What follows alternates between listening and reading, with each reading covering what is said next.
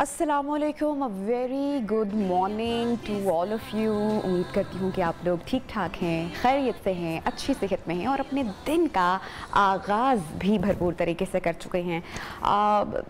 पहले भी मैं हमेशा आपसे प्रोग्राम के आगाज़ में ज़िक्र करती हूँ कि जब भी कुछ ख़बरें इस तरह की होती हैं कि जी नहीं चाह रहा होता, लेकिन मजबूरी है और ज़िम्मेदारी भी है, काम की नौइयत भी कुछ इस तरह की है कि प्रोग्राम के आगाज़ में ही आपको अपडेट भी करना पड़ता है, कुछ नेशनल इंटरनेशनल न्यूज़ आपके साथ शेयर करनी पड़ती हैं, फॉर्मेट भी इस तरह का है। लेकिन कुछ ख़बरें ऐसी होती हैं जो बड़ी मायूस कुन ख़बरें होती हैं, जो दिल तो नहीं कर रहा होता शेयर करने को, लेकिन करनी पड़ती है। क्या करें, ज़िम्मेदारी इस तरह की है कि अवेयरनेस पहुँचाना जो है वो हमारा काम है और जहाँ तक बात पहुँच सके, जहाँ तक किसी को समझ आ सके, मैं समझती हूँ कि ये बड़ी कामयाबी है। एक और इंसिडेंट हुआ रिसेंटली हंजरवाल में, लाहौर में, मेट्रो स्टेशन के पास, जहाँ पर दो बच्चियाँ घर से निकली, सौदा सल्फ लेने के लिए निकली या किसी भी काम से निकली, खेलने के लिए निकली या किसी दोस्तों के साथ निकली, जिनमें से एक की उम्र शायद 10 से 12 साल की बताई जा रही है, दूसरी की 15 से 16 साल बताई जा रही है। दोनों बच्चियाँ जनाब घर से लापता होती हैं, घर वापस नहीं लौटती हैं, माँ बाप परेशान होते हैं, इंतहाई परेशान होते हैं, ढूंढते रहते हैं, बिलाखिर समझ में नहीं आ रहा क्या करें। पुलिस में रिपोर्ट दर्ज की जाती है और पुलिस जो है वो कोशिश अपनी, आपको पता है कि हमारे यहाँ करती है, और पुलिस की ये कोशिश रंग ले आती है बिलाखिर कुछ दिन के बाद, मेरे ख्याल से 2 या 3 दिन के बाद, और ये जो बच्चियां हैं ये बाजियाब करवाई गई हैं, मिल गई हैं, पेरेंट्स तक ये सही सलामत पहुंच गई हैं। लेकिन बच्चियों का लापता होना, बच्चियों का गायब होना एक तशवीशनाक सूरत हाल है, और ये किसी एक शहर, एक इलाके या एक गांव की बात नहीं है, बल्कि मैं समझती हूँ कि ये पूरे पाकिस्तान या हमारी सोसाइटी का अगर इस वक्त सबसे कोई मेजर इशू है जिसको हम फेस कर रहे हैं बीइंग अ पेरेंट्स, तो मेरे ख्याल से वो हमारे बच्चे भी मैं कहूँगी, बेटे भी कहूँगी, बच्चे और बच्चियों दोनों की सेफ्टी है। कभी आपने अपने आप से पूछा है कि क्या हमारे बच्चे सिक्योर हैं? क्या बीइंग अ पेरेंट हम अपनी जिम्मेदारी पूरी तरीके से निभा रहे हैं, या बच्चे पैदा करके उनको बस छोड़ देना कि ये खुद ही पल जाएंगे, बस इतनी जिम्मेदारी है? कभी कराची में किसी बच्ची की लाश कचरा कुंडी में मिलती है, कभी कोई रिक्शे वाला किसी बच्ची को अगवा करके ले जाता है। आखिर हम क्या इंतजार कर रहे हैं कि क्या कोई और जैनब बने, क्या कोई और जैनब केस आए? और ना जाने कितनी जैनब इस तरह की हमारे मुल्क में मौजूद होंगी जो लापता होती होंगी, जिनकी मीडिया में क्या पुलिस में भी रिपोर्ट दर्ज नहीं होती होगी, और बेचारे माँ बाप सिसक के सारी जिंदगी के लिए तड़पते हुए शायद मर जाते होंगे, लेकिन किसी के आगे जाके बात नहीं करते होंगे। ऐसे में इससे पहले कि हम पुलिस को ब्लेम करें, हम हुकूमत को ब्लेम करें, हम किसी शख्स पर शक का इजहार करें, सबसे पहले वालिदैन की अपनी जिम्मेदारी बनती है कि नहीं बनती? आप मुझे बताएं कि आप मेक श्योर करें कि आपका बच्चा क्या सिक्योर हैंड्स में है, क्या वो घर से अगर बाहर जा रहा है जहां पर इतने दरिंदे घूम रहे हैं, खुलेआम घूम रहे हैं, गंदी नजरें रखी जा रही हैं आपकी औलाद पर, बच्चों पर और बच्चियों पर, तो क्या आपकी जिम्मेदारी नहीं बनती कि आप उनको तन्हा अकेले बाहर मत जाने दें? सौदा सल्फ खरीदने के लिए आप अपने बच्चों को मत भेजें, आप उन पर नजर रखें। आपको मालूम हो कि वो कहां पर, किस वक्त, किसके साथ, किसके घर में मौजूद हैं। ये जिम्मेदारी मेरे ख्याल से सबसे पहले वालिदैन की बनती है। उसके बाद पुलिस अगर अपना काम करे और पुलिस कामयाब अगर हो जाए तो अच्छी बात है, लेकिन ऐसा ना हो कि बहुत देर हो जाए। ये जो हंजरवाल में वाकया पेश आया इन बच्चों का, मेरे ख्याल से खुशकिस्मती थी इन माँ बाप की, और एक बड़ा सबक भी मिला इन माँ बाप को कि इनकी बच्चियां बाजियाब हो गई, इनकी बच्चियां किसी बड़े हादसे से बच गई। और शायद ये एक पैगाम भी है आप तमाम लोगों के लिए कि हमें ख्याल रखने की, नज़र रखने की बेहद ज़रूरत है, इससे पहले कि कोई बड़ा हादसा हो जाए और बस फिर हम इंसाफ के मुंतज़िर ही रहें। अल्लाह ताला हमारी बच्चियों को, हमारे बच्चों को महफूज रखे। मैं तो समझती हूँ बड़ी एक तल्ख हकीकत है, आप यकीन करें, जब सोशल मीडिया पर ऐसी न्यूज़ देखती हूँ कि किसी मामू ने 8 साल की बच्ची के साथ ज़्यादती कर दी, किसी चचा ने छोटे बच्चे के साथ ज़्यादती कर दी, कोई घर में टीचर आया उसने बच्ची को हरास कर दिया, बल्कि वेस्ट में तो बहुत सारी खबरें ऐसी भी होती हैं जहां पर बाप के हाथों भी बच्ची महफूज नहीं रही। अब अनफॉर्चुनेटली मैं इस मामले की बहुत डिटेल में नहीं जाऊंगी, लेकिन पेरेंट्स जो हैं वो देखें कि अगर आप अपने सगे रिश्तेदारों के यहाँ भी बच्चों को छोड़ रहे हैं तो नज़र रखें, इत्तला रखें और अपने बच्चों को बताएं, हर चीज़ उनके साथ उनको ये सिखाएं कि वो आपके साथ शेयर किया करें। अगर कोई उनको बैड टच करता है या बुरे तरीके से हाथ भी लगाता है या कोई बुरी नज़र से निगाह से देखता भी है, तो ये आपका कनेक्शन आपकी औलाद के साथ होना चाहिए कि वो हर तरह की गुफ्तगू आपके साथ कर सकें। जनाब, ये तो थी एक स्टोरी और एक मैसेज भी था जो मैंने आपको अपने प्रोग्राम के आगाज़ में देना था। अब ज़रा प्रोग्राम में आगे बढ़ते हैं। So this is very very interesting news which I am going to share with you, और ये आई एम श्योर कि आपको भी बहुत इंटरेस्टिंग लगेगी। जितने लोग मुझे सुन रहे हैं, including my team, my cameraman और ऑफिस में या उसके बाहर जितने भी लोग, it is very interesting news और आप बहुत इंजॉय करेंगे। खबर क्या है? खबर है इंडोनेशिया से।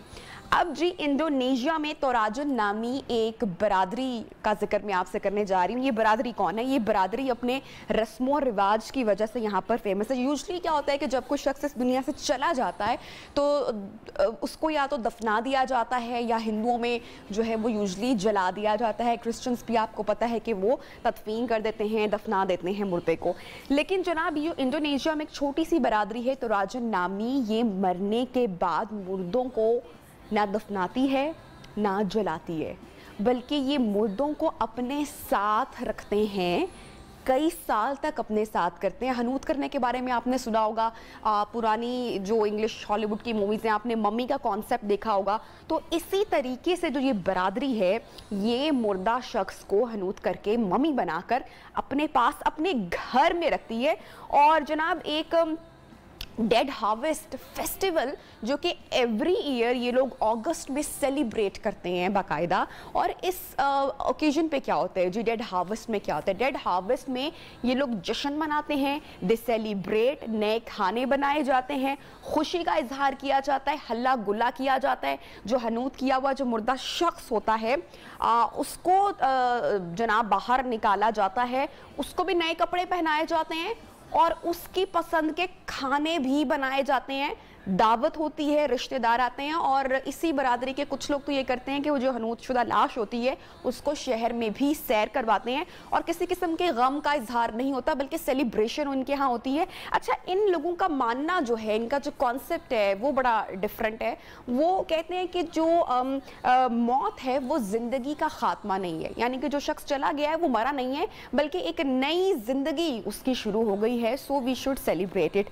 और भाई कई साल तक वो इन बॉडीज़ को अपने साथ रखते हैं, सेलिब्रेशंस होती रहती हैं, कुछ केमिकल्स वगैरह लगा के इनको सेव किया जाता है और फिर कुछ सालों के बाद जाकर जो है इन बॉडीज़ को दफनाया जाता है।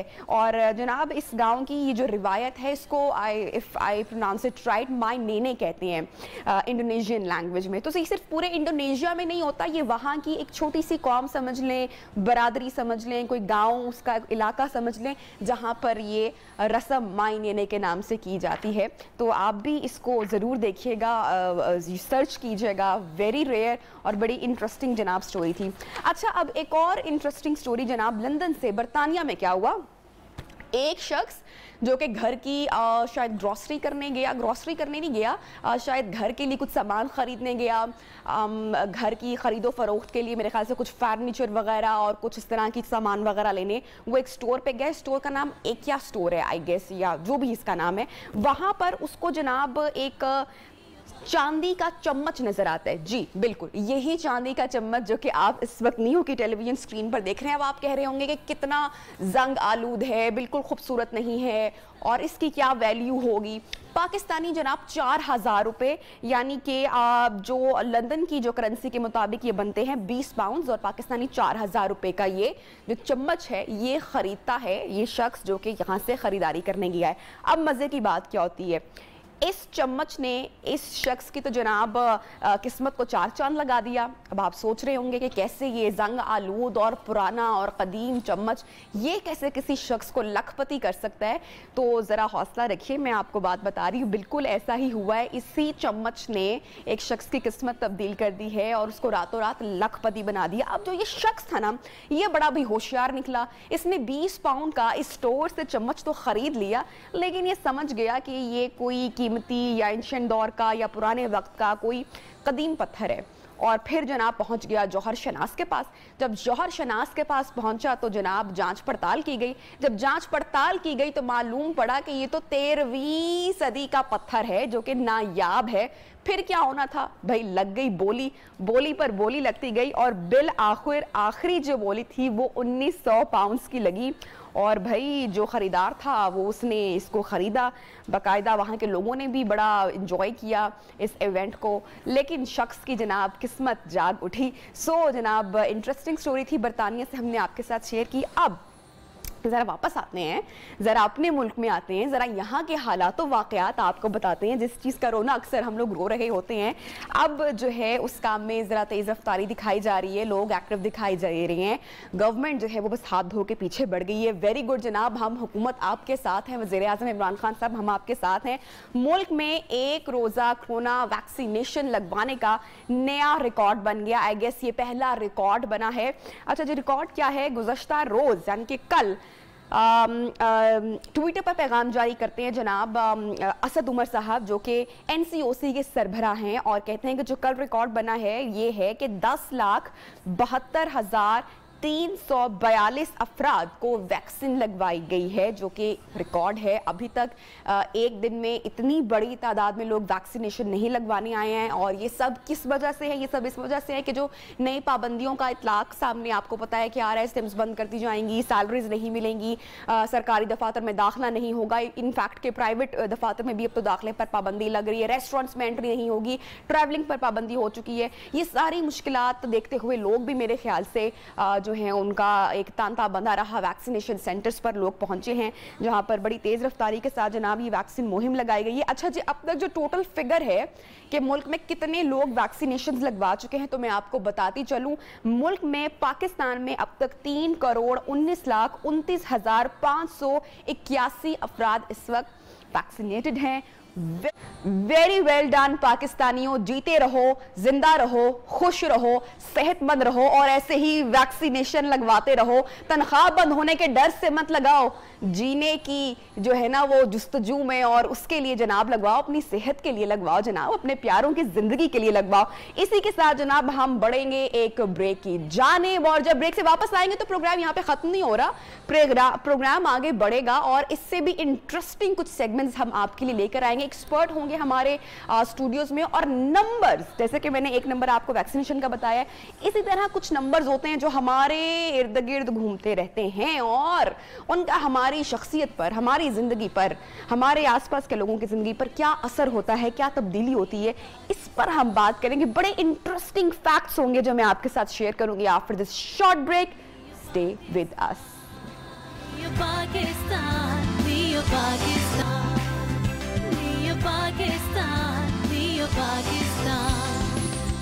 वेलकम बैक जनाब, प्रोग्राम में आपको खुशामदीद कहते हैं। जैसा कि मैंने ब्रेक से पहले जिक्र किया था कि बहुत ही इंटरेस्टिंग सेगमेंट होने वाला है और कुछ ऐसे फैक्ट्स मैं आज आपके साथ शेयर करूंगी जो आज से पहले आपने नहीं जाने होंगे या आपने नहीं सुने होंगे। The reason is very obvious कि हमारे साथ चूंकि एक्सपर्ट मौजूद हैं।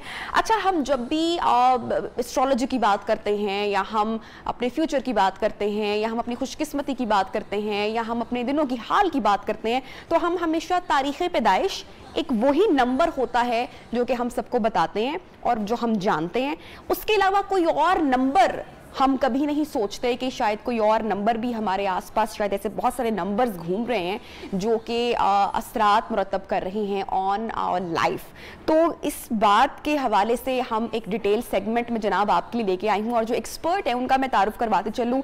सैयद हैदर जाफरी साहब माहिर इल्म आदाद हैं, Quranic PhD Quranic numerological order में इन्होंने जनाब की हुई है। इनको खुशामदीद कहते हैं, वेलकम कहते हैं और आज हम इनसे जानेंगे कि जो नंबर्स हैं, जो आदाद हैं, वो हमारी जिंदगी पर कैसे इतना असर रखते हैं। जी जनाब, अस्सलाम वालेकुम। वालेकुम अस्सलाम, कैसी हैं आप? अल्हम्दुलिल्लाह। अच्छा, ये जो नंबर्स हैं ना, बेसिकली अगर आप देखें तो कायनात का क्रिएटर है अल्लाह। उसने पूरी यूनिवर्स जो है वो एक सिस्टम, एक ऑर्डर के तहत बनाई हुई है। सूरह जिन आखिरी आयत, व अहसा कुल्ला शैन अददा। अब इसको लफ्जी तर्जमा कर लें, आहसा हमने हिसार कर दिया, वी सराउंडेड एवरीथिंग, कुल्ला शैन एवरीथिंग, अददा आदाद में, within the numeric, we surrounded everything within the numeric. ये जो न्यूमेरिक्स हैं बेसिकली, अगर आप थोड़ी सी मुझे बताऊं तो पूरी कायनात में कहीं किसी एथेनिसिटी के लोग हों, कोई जुबान बोलते हो, कोई कल्चर हो, कुछ भी हो, आप ये चीज देखेंगे कि पूरी कायनात में जो गिनती है वो 1 से शुरू होकर 9 पे खत्म हो जाती है। 9 के बाद 10 से लेकर 10 अरब तक भी होगा तो वो 1 होगा। ये एनर्जी पैटर्न्स हैं, कायनात के एनर्जी पैटर्न्स अल्लाह ने बनाए हुए हैं। ये एनर्जी पैटर्न्स हमारे साथ हर वक्त इंटरेक्ट कर रहे होते हैं। The time I was born, that was a number. The place I was born, that was a number. The city I'm residing right now, that was the number. The house where I am, वो एक number है। आपकी गाड़ी का, आपके mobile का, आपकी एक एक चीज का नंबर है। ये लक, गुड लक, इस पर डिपेंड करता है बहुत ज्यादा इन नंबर्स पर। मैं अब थोड़ा सा ना साइंटिफिकली आपको समझाऊं, it's a kind of physics.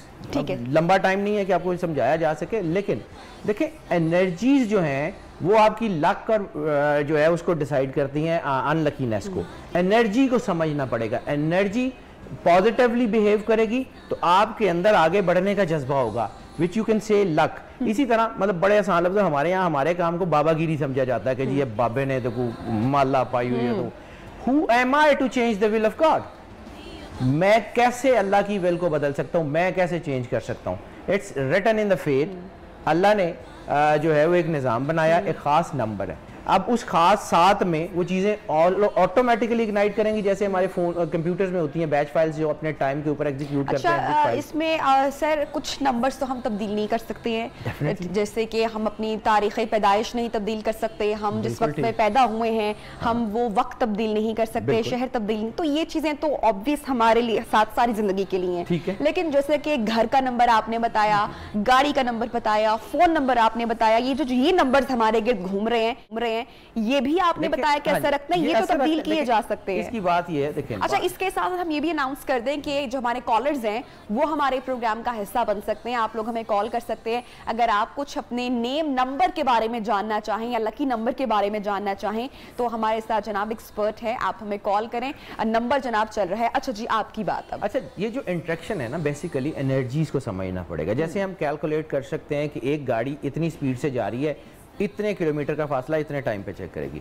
आज हम ये चेक करते हैं कि आज इसके एनर्जी पैटर्न्स के नंबर्स ये चल रहे हैं और अगले हफ्ते में ये होंगे। ठीक, it's very simple, very logical, very आप समझ लें कि बड़ा ही आसान सा, बड़ा रैशनल सा ये इल्म है, लेकिन इसको करना उतना ही मुश्किल है। जैसे हम ये प्लान तो कर लेते हैं कि गर्मियां आ रही हैं, गर्मियां एसी ठीक करा लो, एसी करा लो, तो हम गर्मी को नहीं रोक सकते। अब बात आते हैं जहां से मैंने शुरू की थी, ये अल्फा न्यूमेरिक्स जब हम पैदा हुए तब भी हमारे साथ थे। ठीक है, ये कहीं कहा जाता है जी गड्डी रास नहीं आई, कार रास नहीं आया, कार बदल लो, ये वो चीजें हैं जो आपकी एनर्जी। अच्छा हैदर साहब, अगर मैं अपने नाम की बात करूं तो जिस तरह हम लोग अपने स्टार्स में पढ़ते हैं कि आई एम वर्गो, तो उसमें लिखा होता है कि जी 2 आपका नंबर है, लकी डे वेडनेसडे है, तो ये चीजें देखिए आपकी सिर्फ स्टार मैटर नहीं करता ना। जहां पे हम लोगों को मतलब हमारी कैलकुलेशंस को मार पड़ती है कि जी वो बाबा जी ने देखा थी या वो ज़ोडिक कंसल्टेंट ने देखा था तो वो पता ही नहीं लगा। हम सिर्फ सन साइन के पीछे चलते हैं। ठीक है, मून साइन नहीं, sun sign, moon sign, ascendant, descendant, आपका नाम, आपकी मदर नेम, आपकी प्लेस ऑफ बर्थ, जैसे मैं आपको दीज आर द सिंटैक्स, उस सारे को चेक करने के बाद जैसे डॉक्टर मल्टीपल टेस्टिंग के बाद एक टेस्ट करके बीमारी को नैरो कर लेगा, this is the pin point, इसको ठीक किया जाए। अच्छा, अब हमारी ऑडियंस की आसानी के लिए जब तक कॉल्स नहीं आती हैं, कॉल आ गई है भाई, मैं अपना पूछने लगी थी, आपने कॉल दे दी। चलो जी, अख्तर साहब ने हमें कॉल की है लाहौर से। अस्सलाम वालेकुम अख्तर, क्या पूछेंगे? जी वालेकुम अस्सलाम जी। मैं तकरीबन पिछले 2-3 साल से ना कारोबारी लिहाज से बहुत ज्यादा परेशान हूँ। आवाज बढ़ाएगा जी। पता ये करना था कि जी मैं परेशान क्यों हूँ, मेरा लकी नंबर कौन सा है, ताकि मेरा कारोबारी हालात अच्छे हो सके। आप कुछ पूछना चाहेंगे? जी अख्तर साहब, मुझे अपनी डेट ऑफ बर्थ अगर आप बता सकें तो। 22/7/1970। 22 जुलाई 1970। ठीक है, असल में ये मैं वही बात कर रहा हूँ कि एक जो इनके नंबर्स हैं जिसको देखते हुए 4 एलिमेंट्स जी, अर्थ, विंड, फायर, वाटर, जिससे अल्लाह ने इंसान को तकलीफ किया, और 1 से लेकर 9 तक नंबर, इनकी जो सिंक्रोनाइजेशन है वो आपके एनर्जी पैटर्न्स को डिफाइन करती है। तो ये अख्तर साहब, इट्स बेसिकली ये फायर एलिमेंट, अच्छा। और ये जो उन्होंने 22/7 बताई है ये बेसिकली ड्यूअल माइंडेडनेस को जाहिर करती है। एक इनके अंदर थोड़ा सा एग्रेशन होना चाहिए, मतलब अ बिट मोर अगर देन। साइन फायर है तो फिर बहुत एग्रेशन नहीं होगा? नहीं, इसमें दो जो है ना, दो मैंने आपको कहा सिंक्रोनाइजेशन, कूल डाउन, ये प्रॉम्प्ट डिसीजनिंग का प्रॉब्लम है। हाँ। ये देन एंड देयर डिसीजन नहीं ले पाते। अगर ये देन एंड देयर डिसीजन लें, दूसरा इनकी जो है ना विजडम बहुत कमाल का होगा, क्योंकि ये 2 नंबर जो है ये बेसिकली स्पिरिचुअलिटी का भी नंबर है, तो विजडम बहुत कमाल का होगा। तीसरा इनके अंदर जो है वो आगे बढ़ने की लगन ज़रूर होगी, लेकिन वो जो कहते हैं ना कि प्लान बहुत ज़्यादा कर देने, आगे बढ़ने की वक्त जिसको मतलब हम कह रहे हैं कि जो स्टार्टिंग पॉइंट है ना जहाँ से इग्नाइट होना है वो थोड़ी देर के लिए होता है, उसके बाद वो कुछ नीचे आ जाता है। सजेस्ट करना चाहेंगे फिर अगली कॉलर की? बेसिकली ये है कि जो इनका अपना लकी नंबर बनेगा वो 4 है, 4 इज द न्यूज़। तो ये 4 के साथ इन्होंने क्या अब करना 4 है? के साथ अगर ये अपने आप को लाइट शेड्स में रखेंगे, यानी अपनी पहनावे में, अपने इंटीरियर में लाइट शेड्स, डार्क और डल शेड से अवॉइड कर लेंगे, स्पेशली ब्लैक से अवॉइड कर लेंगे, तो चीज़ें बेहतर हो जाएंगी। रेस्ट जो इनके एनर्जी पैटर्न्स है 2022 इनके लिए बेहतर साल होना चाहिए, और बल्कि नवंबर 2021 भी बेहतरी की तरफ आना चाहिए। ये अगस्त और सितंबर थोड़े से जो है वो इसके इमोशनल बिहेवियर्स को भी, अगर यही 4 नंबर इनका एग्जैक्टली है तो ये मतलब जो इनके अपनी जो इनकी डेट ऑफ बर्थ है, और ये तो अगर यही इनकी एग्जैक्ट डेट ऑफ बर्थ है तो फिर इसका मतलब है कि ठीक है जी अख्तर साहब, आई होप सो कि आपको सेटिस्फैक्टरी आंसर मिल गया होगा। 4 इज योर नंबर जनाब। अब आपने जो है बाकी सब कुछ खुद से प्लान करना है। बिल्किस हमारे साथ हैं, उनसे हम बात करते हैं। अस्सलाम वालेकुम बिल्किस। वालेकुम अस्सलाम, कैसी हैं आप? मैं बिल्कुल ठीक हूँ, आप कैसी हैं और क्या पूछेंगे? अल्लाह का करम है। मैं ये पूछना चाहती हूँ कि मैं प्रॉपर्टी का बिजनेस करती हूँ और काफी मतलब टेंशन रहती है, और घर में भी काफी परेशानियां रहती हैं। और बेटे का नाम वकास मुस्तफा है, डेट ऑफ बर्थ उसकी है 28/10/90। ठीक है, 28/10/90 तारीख बताइए। बेटे का नाम क्या बताया है आपने? वकास मुस्तफा। वकास मुस्तफा, ठीक है। मिल्की साहिबा आप टीवी देखिए, अभी आपको जवाब देते हैं जी। 28/10/90 बेटे की। 28/10/1990, हाँ ये नंबर बनेगा 3, और ये वकास है, ये एयर साइन है, तो थोड़ा सा इसमें कंसिस्टेंसी का प्रॉब्लम होगा। ये जो 3 नंबर जो है ना, ये खास तौर के ऊपर ये माइंड डाइवर्जन का नंबर है, इस liquidity number, it's related to the water. Watery personalities, जैसे जब तक इनके सर के ऊपर बहुत कुछ नहीं ना पड़ता, ये जैसे हाइड्रोलिक्स में पानी जाता है तो इट कैन क्रिएट मिरेकल्स, लेकिन आम हालात में वो डाउनवर्ड ही होता है। ये लोग ज्यादा टाइडी नहीं होंगे, एफर्ट नहीं करते ज़्यादा। कोशिश जरूर करते हैं, लेकिन वो कोशिश डाइवर्सिफाइड है, यानी एक ही वक्त में 3-4 महाजों पे जंग लड़ने की कोशिश करते हैं, तो वो एक भी बहुत ज़्यादा सक्सेसफुल नहीं होता। इनके लिए जो सबसे ज़्यादा जो इनको सपोर्ट करने की इस वक्त ज़रूरत है, इनको अपने माइंड जो है वो उसके ऊपर काम करने की ज़रूरत है। और अगर कहीं से हो तो ये ओपल, वाइट ओपल, वाइट फायर ओपल की बात नहीं कर रहा हूँ, एक सिंपल वाइट, एक होता है उसमें फायरी एलिमेंट्स होते हैं, प्योर वाइट ओपल अगर पहन लेते हैं, और वाइट के शेड यानी off white, ash white, rose white, या कोई भी वाइट के शेड में रहते हैं तो कारोबार ठीक हो जाएगा।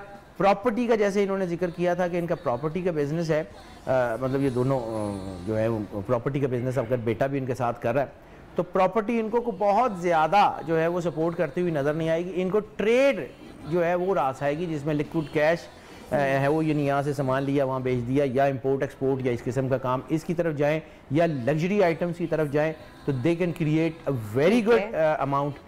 उसके अलावा जो है प्रॉपर्टी में इनको मिलेगा, लेकिन बहुत बड़ी एक्सेल के चांसेस कम है। ठीक है बिल्की साहिबा, आई होप सो कि आपको आपका जवाब मिल गया है। हसन ने हमें कराची से कॉल की है, उनसे बात करते हैं। अस्सलाम वालेकुम, गुड मॉर्निंग हसन। वालेकुम सलाम, आपको भी गुड मॉर्निंग। जी हसन, क्या पूछेंगे, क्या कहेंगे? मैं ये पूछना चाह रहा हूँ कि मेरा निम्को का काम है, तो मैं निम्को का काम तो कर रहा हूँ, मगर दूसरे 2-3 काम मैंने और भी किया, मगर किसी में भी मुझे सक्सेस नहीं हुई, तो उसकी क्या वजह होगी? हसन साहब डेट ऑफ बर्थ बताइएगा मुझे। 29 अप्रैल 1971। क्या, कौन सी अप्रैल? 29 अप्रैल 1971। ओके सर जी। 29 अप्रैल 1971, इसमें 7 अदद है, 7 क्रिएटिविटी का अदद है।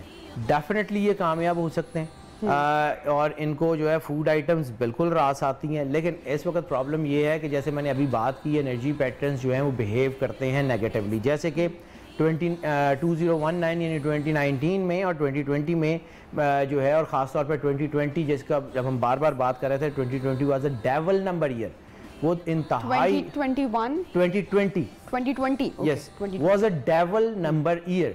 और हम सब लोग जानते हैं कि ये डेवल नंबर ईयर है। इसी तरह इनके कम से कम 2 से 2.5 साल मुश्किल के गुजरे होंगे। ठीक है, लेकिन अच्छा टाइम अब कब से आ रहा है? अच्छा टाइम जो मुझे आता हुआ नजर आ रहा है वो 2023 और 2023 के फर्स्ट क्वार्टर से ही, यानी अप्रैल से पहले ही इन जो है ये चीज़ें इनकी बेहतरी की तरफ आएंगी और फूड से रिलेटेड काम इनको रास आ जाएगा। फूड से आइटम से इनको जो भी चीज़ होगी वो इनको रास आएगी। इनका जो एलिमेंट बनता है वो भी जो है वो एयर बनता है, तो एयर जो है वो थोड़ा सा पैसिवनेस भी लेके आती है। सजेस्ट इनको क्या करेंगे?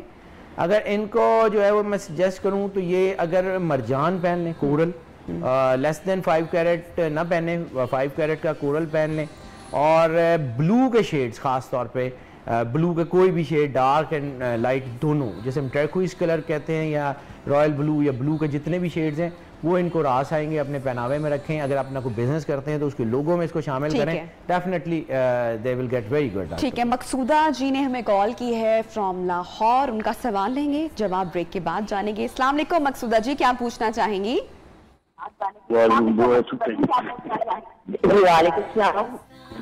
फरमाइएगा। मैडम मेरा सवाल है कि मेरे हालात बहुत खराब है, हालात ठीक नहीं हो रहे और मेरा आदत पहुंचा है, मेरे हालात कब ठीक होंगे? 2 जुलाई मेरी पैदाइश है, सन 1962 9 जुलाई जी, 2 जुलाई 1962।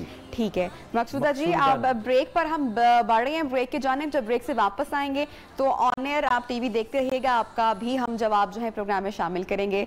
तो जनाब इसके साथ ही ब्रेक से वापस आते हैं, आप भी साथ रहिए और कॉलर जो है वो हम शामिल कर रहे हैं, कॉल्स शामिल करेंगे, आपका सिलसिला कॉल्स का भी स्टे विद अस।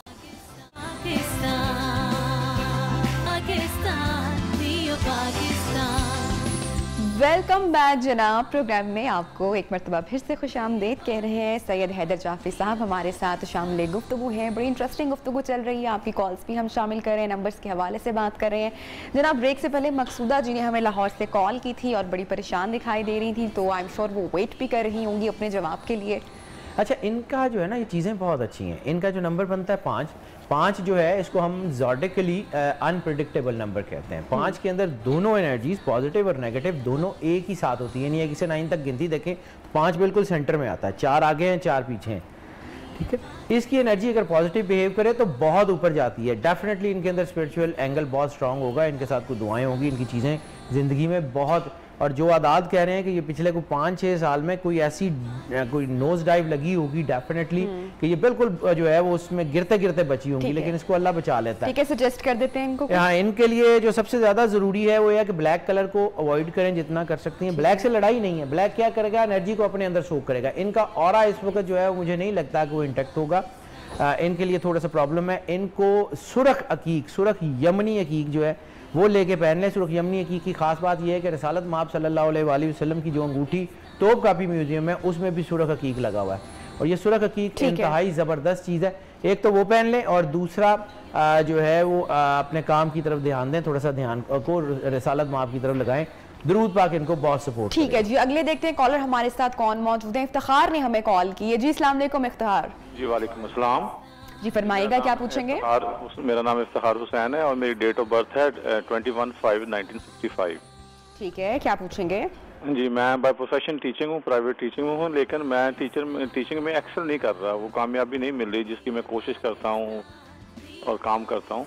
ठीक है इफ्तिखार, प्रोग्राम देखते रहिए, क्विकली बताएंगे। इफ्तिखार साहब का जो नंबर बनता है 9, ये चीज़ों को जो है वो चेंज करने की बिल्कुल सलाहियत रखते हैं, लेकिन ये थोड़ा सा अपने आप को आउट ऑफ द बॉक्स नहीं ले जा रहे। इनको बाहर निकल के, अपनी ज़ात से बाहर निकल के अचीवमेंट की तरफ जाना चाहिए, दे कैन क्रिएट मिरेकल। और इनको जो है वो ख़ास तौर के ऊपर जो ब्राउन या गोल्डन के शेड्स हैं या लाइट ब्राउन के शेड्स हैं वो अपने पहनावे में रखने चाहिए, और अगर हो सके तो एपीडॉट यानी जिसे ज़बरदस्त कहते हैं वो इनको जो है वो पहन लेंगे तो इंशाल्लाह चीज़ें बहुत बेहतर। ठीक है जी, कॉलर हमारे साथ मौजूद हैं इस वक्त। हेलो, जिशान लाहौर से हमारे साथ मौजूद है। अस्सलाम वालेकुम, गुड मॉर्निंग जिशान, क्या कहेंगे? सर मैं ना अक्सर ना डिप्रेशन का शिकार रहता हूँ। समटाइम कभी खुशी भी मिलती है ना तो बस ना थोड़ी थोड़ी बात पर गुस्सा आना शुरू हो जाता है। ये कब तक चलेगा ऐसा? जिशान डेट ऑफ बर्थ बताइएगा अपनी। जी तारीख पैदाइश बताइएगा जिशान। Date of birth 25/12/2002। 25/12/2002 जी 25/12/2002। 25 दिसंबर 2002। अभी तो यंग है, अभी तो ज्यादा हाँ। तो बहरहाल ये है कि गुस्सा तो इस वक्त टीनेज में वैसे ही आ जाता है, लेकिन इनका जो नंबर बनता है 1, that is an aggressive number. Aggression इनके अंदर है और थोड़ा सा चीज़ों को बदलने की बजाय खुद को बदलने के ऊपर गौर करें, चीज़ें बहुत बेहतर हो जाएंगी। और जो इनके लिए सबसे बड़ी सजेशन है वो ये है कि जब भी पानी पिएं तो आंखें बंद करें, दिल में 3 बार अल्लाह कहें और पानी पी लें। दम करने की ज़रूरत नहीं है, अल्लाह को आता है सारा कुछ। आंखें बंद करें, दिल में 3 मरतबा अल्लाह अल्लाह कहें, वो इनकी एनर्जीज़ को काम डाउन करेगा। सबसे पहले रसूल अल्लाह सल्लल्लाहु अलैहि वसल्लम ने फरमाया कि गुस्सा आग है, इसको पानी से कंट्रोल करो। इनका अपनी नेचर भी फायर है, इनका नंबर भी फायर है, इनकी सारी चीज़ें फायर हैं, तो इस वजह से एग्रेशन है, ये काम डाउन हो जाएगा। लेकिन इनको वाटरी और ख़ास तौर पे वाटर कलर जितने भी हैं, यानी लाइट ग्रीन, सी ग्रीन, ब्लू, ये जो वाटर शेड्स हैं, इनको अपने पहनावे में शामिल करें, बेहतरीन हो जाए। जी कौन है नेक्स्ट कॉलर हमारे साथ? अभी हमारे साथ कॉलर मौजूद नहीं है, जैसे कॉल आएगी सवाल शामिल करेंगे। अच्छा जी 2021 चल रहा है, पाकिस्तान के हवाले से भी कुछ बताइएगा। पाकिस्तान को अब कोई नहीं रोक सकता आगे जाने के लिए। ये पाकिस्तान के बारे में वासिफ अली वासिफ साहब ने कहा था कि पाकिस्तान नूर है, इसको जवाल नहीं। सूफी बरकत अली लुधियानवी ने कहा था कि जो है वो पाकिस्तान अक़वाम आलम के फैसले करेगा। पाकिस्तान की हाँ में दुनिया की हाँ और पाकिस्तान की ना में दुनिया की ना होगी। ये तो मैं स्पिरिचुअली एंगल की बात कर रहा हूँ। अब आ जाते हैं पाकिस्तान के नंबर के। 14 अगस्त 1947 के जो नंबर हैं वो राइज का नंबर है। Pakistan is a P is the 7, 7 creativity का नंबर है। पाकिस्तान के आदाद ये कहते हैं कि 66 ईयर्स का जवाल था पाकिस्तान के ऊपर। तो जैसे ही पाकिस्तान अपनी 67th बर्थडे मना रहा था तो आपने ये देखा कि लोगों में अवेयरनेस आनी शुरू हो गई, चीज़ें बेहतर हो गई हैं, चीज़ें बेहतरी की तरफ लाजमी आएंगी। और आज आप देखें कि पाकिस्तान में मईशत बुरी है, पाकिस्तान में इंफ्रास्ट्रक्चर नहीं है, पाकिस्तान में बहुत सारे महंगाई के मसाइल हैं, लेकिन पाकिस्तान दुनिया के अहम तरीन फैसलों में फरीक है। पाकिस्तान दुनिया में अपना नाम बना रहा है। इसका नंबर सबसे स्ट्रॉन्ग चल रहा है अगली हुकूमत के लिए। अगली हुकूमत आएगी तो टाइम पे देखेंगे, मतलब अभी चूंकि जाहिर सी बात है ऐसे ही प्रेडिक्ट करने से बेहतर होता है कि इंसान। यस, लेकिन जहां तक इमरान खान साहब का नंबर है, इनको अभी जवाल बिल्कुल भी नहीं है। मैं तो बहुत अरसे से कह रहा था कि इनकी जो है वो राइज है, इनकी जिंदगी में 3 फुल राइज, जैसे हम आम ज्योतिष की जुबान में जो है वो राजयोग कहते हैं, 3 राजयोग हैं, ये तीसरा चल रहा है इनका। इनको जवाल फिलहाल नहीं आता। हाँ 2 चीज़ें हमें समझनी पड़ेंगी। इमरान खान और उसकी टीम 2 अलग-अलग नंबर हैं। इमरान खान जो है वो लीडर बहुत ज़बरदस्त है। टीम के हवाले से मुख्तलिफ लोगों के, मैंने चूँकि मेरे पास कॉन्टेक्ट रहता है सबका, तो मैंने इनके बहुत सारे नंबर्स देखे हुए हैं। तो कुछ लोगों की चीज़ें, कुछ पोर्टफोलियोज़ अभी भी बदलेंगे और जो है वो शफल होंगी चीज़ें। पाकिस्तान की हुकूमत तो स्ट्रांग रहेगी, लेकिन पाकिस्तान के इंफ्रास्ट्रक्चर में अंदर उसकी चीज़ों में चेंज आ रही है। खान साहब का लकी नंबर में बस 1 लाइनर जल्दी से बता दीजिएगा कौन सा बनता है? खान साहब को 5 बहुत सपोर्ट करता है और ये 2021 चूंकि 5 है तो ये एक्सेल करेंगे। इफ़त हैं जी हमारे साथ। अस्सलाम वालेकुम इफ़त, क्विकली सवाल पूछेगा। जी मैंने हदीस से ये पूछना था कि मेरी डेट ऑफ बर्थ 1 अक्टूबर 1973 है। इफ़त जवीन नाम है, लेकिन मैं अक्सर बीमार रहती हूँ। मतलब एक चीज खत्म होती है फिर दूसरी शुरू हो जाती है, समझ नहीं आती कि ये क्या मसला है। मैं स्टोन कौन सा पहनूं या रंग, या पढ़ने में मुझे कुछ बताएं। ठीक है इफ़त जी। इफ़त साहिबा, आपके जो आदाद कह रहे हैं ना, ये नंबर बन रहा है 6 जो है वो थोड़ा सा सोचों का जो है वो आदाद की तरफ जाता है। इसमें डिप्रेशंस हो जाते हैं, सोचें ज़्यादा हो जाती हैं। जैसे कि बिहेवियरल साइकोलॉजी ये कहती है कि इंसान जब बुरा सोचना शुरू करता है तो उसके साथ बुरा होना शुरू हो जाता है। तो अपने आप को पॉजिटिव रखें। रिसालत माब सल्लल्लाहु अलैहि वसल्लम ने फरमाया था कि अपने ख्यालात को पाक रखो। तो चीज़ें आपकी बहुत बेहतर हो रही हैं। आपके लिए 2022 का सेकंड हाफ बहुत बेहतर होगा। और मेरी सजेशन ये है कि आप ब्राउन के शेड्स या रेड की जो टोन है उसको अपने पहनावे में शामिल करें, मैरून की, रेड की, ब्राउन की। और अगर हो सके तो सिर्फ और सिर्फ जो है वो यमनी हकीक जो है वो पहन लें। That's it. सर हैदर जाफी साहब, बहुत शुक्रिया, आपने टाइम निकाला और गुफ्तगू आपने की और नंबर्स के हवाले से आपने हमें जो है वो अवेयर किया जनाब। इसके साथ ही हेडलाइन ब्रेक की जानिब बढ़ रहे हैं। हेडलाइन ब्रेक से जब वापस आएंगे तो बच्चों की हेल्थ से रिलेटेड जो माएँ परेशान रहती हैं उनको बड़ी ज़बरदस्त हम टिप्स देंगे in our programme new Pakistan. Stay with अस।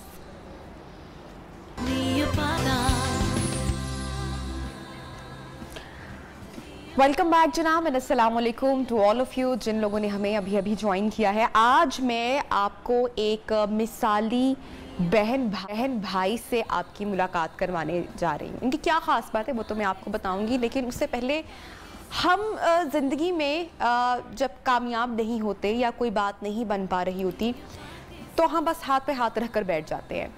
हम हमारे बहुत से आसपास के जो फैक्टर्स होते हैं हम उनको ब्लेम करना शुरू कर देते हैं कि मैं काम नहीं करूँगा क्योंकि मेरे साथ तो ये हो गया, ये हादसा हो गया, या मुझे कामयाबी नहीं मिली, अब मैं मेहनत नहीं करूँगा, अब मैं आगे नहीं बढ़ूँगा।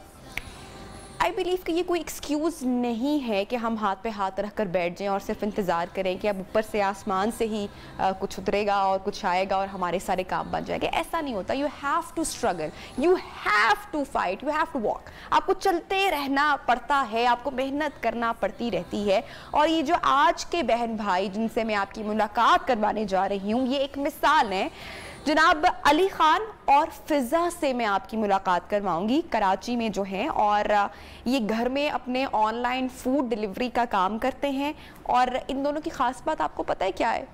कि ये दोनों बहन भाई देख नहीं सकते, ये नाबीना है, लेकिन उसके बावजूद इन्होंने अपनी तालीम मुकम्मल की, अपनी बेसिक एजुकेशन मुकम्मल की। भाई ने नौकरी की, बहन ने शादी की, उससे उनका एक बेटी भी है, और उसके बाद अपना ये बिज़नेस एक स्टार्टअप इन्होंने शुरू किया और अब काम कर रहे हैं, मेहनत कर रहे हैं, ज़िंदगी की स्ट्रगल को फेस कर रहे हैं, आगे बढ़ रहे हैं। हमारी जो न्यूज़ रिपोर्टर हैं मोना, वो इस वक्त फ़िज़ा और अली खान के घर पर मौजूद हैं। मैं चाहूँगी कि मोना जो हैं वो अली से और फ़िज़ा से गुफ्तगू करें, और कितने मोटिवेशनल हैं ये दोनों बहन भाई, कितनी मिसाल हैं ये। मैं चाहूँगी मोना जो है इनसे बात करें और आपको बताएं। जी मोना, अस्सलाम वालेकुम। वालेकुम अस्सलाम। शुक्रिया नबीहा। बिल्कुल कराची से ताल्लुक़ रखने वाले आज मैं ऐसे बहन भाइयों से मिलवा रही हूँ जो बसारत से तो ज़रूर महरूम है, लेकिन बसीरत और सलाहियतों से माला माल हैं, और जिन्होंने अपनी बीनाई की महरूमी को मजबूरी नहीं बनने दिया, बल्कि अपने सलाहियतों को बरूए कार लाते हुए ऑनलाइन फूड बिज़नेस चला रहे हैं। तो ये सब कुछ इन्होंने कैसे किया और ये आइडिया कैसे आया, आज ये सारी कहानी हम इन बहन भाइयों के ज़ुबानी ही सुनेंगे, फ़िज़ा हुसैन और अली ख़ान तरीन से। तो आइए हम भी इनकी कहानी सुनते हैं, क्योंकि कुछ लोग ऐसे होते हैं जो कोई भी महरूमी को या अपनी फ़िज़िकल डिसेबिलिटी को जो है वो मजबूरी बना लेते हैं या डिसहार्ट हो जाते हैं, लेकिन इन दो बहन भाइयों को देख करके यकीनन दूसरे लोगों को भी ये मोटिवेशन मिलेगी कि ये दो बहन भाई जो है मिसाली हैं। आइए हम इनसे बात करते हैं। अस्सलाम वालेकुम, क्या हाल है? ठीक है आप लोग? मुझे सबसे पहले ये बताइए कि भाई बड़ा अच्छा आप लोग कारोबार कर रहे हैं, फूड डिलीवरी करते हैं, वो भी घर से, और मज़े मज़े के खाने बनाते हैं। ये बताइए आइडिया कैसे आया, और साथ में ये बताइए कि ये जो आपकी बीनाई से महरूमी है, क्या ये बाय बर्थ है या नहीं? अपने बारे में बताइए हमारे नाते। अच्छा, जो ये हमारी डिज़ीज़ है ये है बाय बर्थ, लेकिन जो इसमें होता ये है कि जैसे आपकी उम्र जैसे जैसे बड़ी होती है ना, वैसे वैसे आपको नज़र आना कम शुरू हो जाता है। यानी शुरू में तो आपको नज़र आता है, जैसे मैं 18 ईयर की जब तक थी तब तक मैं इंडिपेंडेंट थी।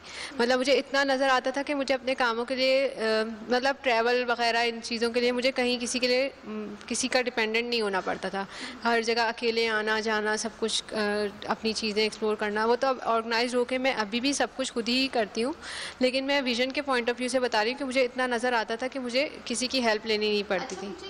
मुझे ये बताइए कि आपने ये आइडिया कैसे आया कि भाई ऑनलाइन हम लोग जो है बिज़नेस शुरू करें, और किस तरीके से आपने फ़ौरन से इस चीज़ में आ गए हैं, और कितना अरसा हुआ है आपका ये काम शुरू हुए?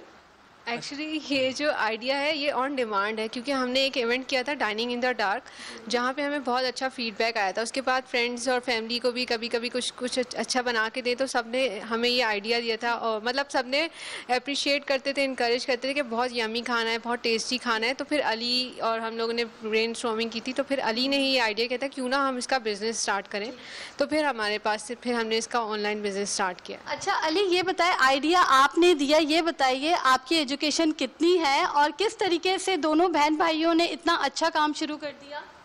जी थैंक यू सो मच मुना। मेरी basically I have done masters in mass communication from university of Karachi और अभी मेरा एमफिल इन प्रोग्रेस है, वो भी मास कम्युनिकेशन में। इसके अलावा मैंने IBA से एंटरप्रेन्योरशिप पढ़ी है। सो ज़ाहिर है कि एंटरप्रेन्योरशिप पढ़ने के बाद ये मेरे पे फ़र्ज़ हो गया था कि एंटरप्रेन्योरल वेंचर की तरफ जाएँ, तो बस फिर इसी तरीके से हमने स्टार्ट किया। इससे पहले मैं एक सोशल वेंचर ज़रूर चला रहा हूँ काफ़ी अरसे से, इंक्लूसिव पाकिस्तान के नाम से, जिसका मकसद ये है कि हम पर्सन विद विजुअल इम्पेयरमेंट को अवेयरनेस देते हैं और हम जो है लोगों को आगाही देते हैं। तो फ़िज़ा कुछ अरसे से कुकिंग पढ़ा रही हैं, तो अब हमने कहा कि अब एंटरप्रेन्योरशिप की तरफ जाया जाए, राइट। सो हमने ये सोचा कि लीड बाय एग्जांपल होना चाहिए, क्योंकि जब भी हम देखते हैं तो हमारे पास, जब पाकिस्तान में भी हम देखें तो ब्लाइंड इंडिविजुअल्स अच्छी अच्छी जॉब्स तो कर लेते हैं, उनको मिल जाती हैं, लेकिन एंटरप्रेन्योरशिप की तरफ हमारे पास बहुत रेयर एग्जांपल है। तो हमने कहा कि हम इसको एंटरप्रेन्योरशिप की तरफ भी जाते हैं और why not leading by example. अच्छा मोना, मैं चाहूंगी ये बताइए कि किस तरीके से आपने ऑनलाइन ये स्टार्ट लिया। ओके, सो इसका जो जी अच्छा, मुझे ये बताइए आप कौन कौन सी डिशेज़ हैं, कौन सी आपकी ख़ास डिशेज़ हैं जो लोगों को बहुत पसंद आती हैं, और ये आपने काम कब से शुरू किया, कितना अरसा हो गया, क्या लॉकडाउन के सिचुएशन में आपने ये सारा स्टार्ट लिया फूड बिजनेस का? अच्छा, जो आइडिया था जो डाइनिंग इन द डार्क हमने लॉकडाउन से पहले किया था, और डाइनिंग इन द डार्क में ये था कि हमने लोगों को बुलाया था, उनको एक डार्क एनवायरनमेंट में खाना खिलाया था, और वो खाना फ़िज़ा ने बनाया था। तो फिर आइडिया जो है वो अभी ही हमने इस पे काम कर रहे हैं, यानी लॉकडाउन के पीरियड में, क्योंकि रेस्टोरेंट्स बंद हैं, सारी चीज़ें हैं, तो हमने कहा कि लोगों को जो है वो ऑनलाइन फूड जो है वो प्रोवाइड किया जाए। तो और जो फेवरेट डिश की आपने बात की या बेस्ट डिश की बात की, तो फ़िज़ा के पास जिंजर चिकन है। फ़िज़ा जो है वो फ्राइड राइस लोग कहते हैं कि बहुत अच्छे बनाती है, इसके अलावा बिरयानी बहुत अच्छे बनाती है, और इसके अलावा जो देसी आइटम्स हैं, देसी फूड है, वो तकरीबन सारे ही फ़िज़ा अच्छे बनाते हैं। अच्छा मोना, मैं चाहूंगी कि आप इनको किचन की जानिब भी लेकर जाएं और हमें वो पूरा सेटअप दिखाएं, हमारी ऑडियंस को वो पूरा सेटअप दिखाएं जहां पर दोनों बहन भाई अपना जो बिजनेस है वो रन कर रहे हैं। ठीक है, जी जी बिल्कुल बिल्कुल ज़रूर। आइए हम फिर किचन की जानिब चलते हैं और देखते हैं कि भाई कितने मज़े के खाने फ़िज़ा बनाती हैं, और फिर घर से ही जो है ऑनलाइन ऑर्डर, जो लोग ऑर्डर करते हैं वो किस तरह से उनके फूड को पसंद करते हैं। तो आइए अब हम किचन की जानिब चलते हैं और फिर देखते हैं फ़िज़ा ने इस दफ़ा जो है कौन सी डिश जो है बना के रखी है मज़ेदार किस्म की। तो आइए फ़िज़ा, अब हम किचन में पहुँच गए, अब आप बताइए ज़रा क्या बन रहा है, क्या पका रही हैं, कौन सी डिश बना रही हैं? मैं बना के खिलाऊंगी फ्राइड राइस और जिंजर। ठीक है, और आप टेस्ट करके बताइएगा कि आप लोगों को कैसा लगा। इसको जरा चूल्हे पे उतरा हुआ है जी। क्या है इसमें मेरे इसमें फ्राइड राइस है। वाह यमी, वाकई ये तो बहुत यमी लग रहे हैं, ये तो बहुत ही यमी है। ये देखिए, वाह। और इसमें क्या बना हुआ है? इसमें जिंजर चिकन है जी, जिंजर चिकन, यानी कि आज टोटल जो है इनका मेन्यू जो है वो चाइनीज़ मेन्यू है आपका जी। तो ये बताइए कि चाइनीज़ के अलावा जो है और कौन कौन से खाने जो हैं आप बना लेती हैं, ये बताइए। मैं सारे खाने बना लेती हूँ, जैसे निहारी, कढ़ाई वगैरह और बिरयानी और सब्ज़ी वगैरह भी, ये सारी चीज़ें भी इसको मैं बंद कर देती हूँ। सही। अच्छा, मुझे ये बताइए कि आपने लॉकडाउन के ही दौरान ये सारा बिजनेस शुरू किया, तो ऑलमोस्ट कितना अरसा हो गया आपको ये करते हुए? अभी बिल्कुल रिसेंट ही हमारा बिजनेस स्टार्ट हुआ है, बहुत ज़्यादा लॉन्ग टाइम नहीं हुआ इसको स्टार्ट हुए हुए। तो अभी हम लोग का ऑलमोस्ट बहुत, मैं उसको एक लंबा टाइम नहीं कह सकते, समझे हम स्टार्टिंग पीरियड में, लेकिन हमें बहुत अच्छा फीडबैक। अच्छा, मैं ये पूछना चाहूँगी फ़िज़ा कि कहते हैं कि भाई नज़र नहीं आता, बाज़ लोग अपनी मजबूरी बना लेते हैं, आपको ये सारी सब्ज़ी कटिंग करने में और चीज़ें कुकिंग करने में कोई मुश्किल तो नहीं आती? बिल्कुल भी मुश्किल नहीं आती, क्योंकि अल्लाह ताला ने, क्योंकि आप लोग 80% अपना सारा काम आंखों से कर रहे होते हैं, तो आप लोग को अपने बाकी सेंसेस एक्टिव करने की ज़रूरत नहीं पड़ती, क्योंकि हमारा ये सेंस मिसिंग है, तो हमारे बाकी सारे सेंसेस शार्पली एक्टिव हो जाते हैं, तो उसकी वजह से हमें कोई भी डिफ़िकल्टी नहीं होती। हाथ में इतने सेंसेस होते हैं कि वो आपको बता रहा है कौन सी चीज़ सॉफ्ट है, हार्ड है, इसको कैसे डील करना है, छुरी को किस तरह पकड़ना है, इसकी शेप क्या है, तो गर्म है ठंडा, ये सारी चीज़ें हमारे हाथों के थ्रू हमें पता चल रही होती हैं। इवन हम जब सालन भी ज़ाहिर है जब तैयार होने का मोमेंट होता है तो उसमें भी एक साउंड होती है जिस साउंड से हमें पता है कि बस अब ये भुन गया है, और खुशबू आ रही होती है, खुशबू से इंडिकेशन मिली होती है ये रेडी है।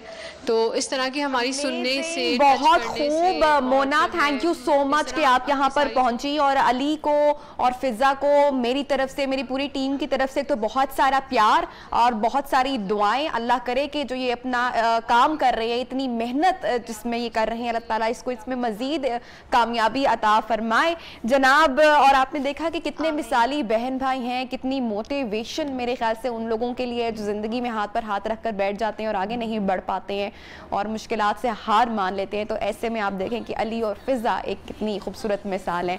जनाब बढ़ेंगे ब्रेक की जानिब, और जब ब्रेक से वापस आएंगे तो हम बात करेंगे कि अल्लाह ताला का जो कुदरत है उसमें कितनी नेमतें अल्लाह ताला ने हमें अता फरमाई हुई हैं। तरह तरह के मेवा जात हो गए, खाने की अशिया हो गई, फल हो गए, और उसी में से एक नेमत है दूध। और दूध की अफादियत पर हम ब्रेक के बाद बात करेंगे, खासकर बच्चों की ग्रोथ के हवाले से हम डिस्कशन करेंगे। माओ के लिए बड़ा इंपॉर्टेंट है, जो बच्चों का फीडर या दूध बड़ा अर्ली छुड़वा देती हैं, तो कितने इसमें न्यूट्रिशंस हैं, ये सारी बातें हम जानेंगे आफ्टर दिस शॉर्ट ब्रेक। साथ रहिएगा।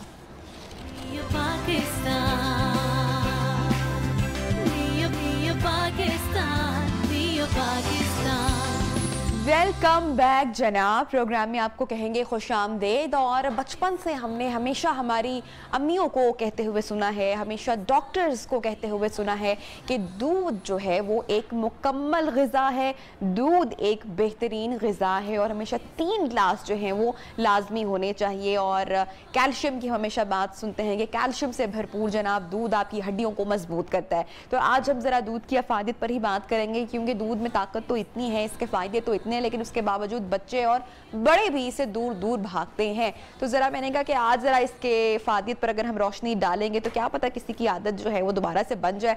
डॉक्टर फरजीन मलिक साहिबा हमारी बड़ी प्यारी दोस्त हमारे साथ शामिल गुफ्तगू होंगी आज के इस खास सेगमेंट में। अस्सलाम वालेकुम एंड गुड मॉर्निंग। वालेकुम अस्सलाम, क्या हाल है दोस्त? मैं बिल्कुल ठीक ठाक हूँ, आप कैसी हैं? बिल्कुल। मुझे आपने एक बार बताया था कि आप भी 3 टाइम जो है वो आपकी जो खूबसूरती है माशाल्लाह उसका राज ये है कि 3 टाइम आप दूध पीती हैं, सुबह दोपहर शाम। वेल एक्चुअली तो मैं 2 टाइम पीती हूँ, लेकिन चले 3 दफा भी हो जाता है कई बार। मैं ओवर एग्जैजरेट कर रही थी तो आपने करने देना था मुझे। नहीं, मैं सच्चाई अगर मैं 3 टाइम बोलूंगी तो ऑडियंस 2 टाइम पिएगी। हाँ, ये बात भी वैसे ठीक है, ये बात भी वैसे ठीक है। और एक्चुअली जो डाइटरी रिकमेंडेशन है वो वाकई 3 टाइम है, 3 cups of milk every day, बड़ों के लिए भी, एडल्ट्स के लिए भी और बच्चों के लिए भी।